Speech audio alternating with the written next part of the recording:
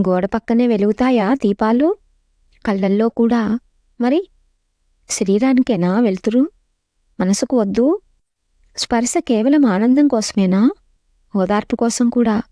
మరి శరీరానికేనా ఉపశమనం? మనసుకు వద్దు? ఇక్కడిలాగే స్వర్గంలోనూ తలుచుకుంటున్నావా? మరి శరీరానికేనా కలిసుండటం? మనసుకు వద్దు? అంటూ పేపర్ మీద రాశాడు వాసుదేవ్. మనసులోని భావాన్ని కవి కాకపోయినా తనదైన శైలిలో ఆ కవితను కన్నీళ్లు కమ్మేస్తుండగా మరోసారి చదివాడు.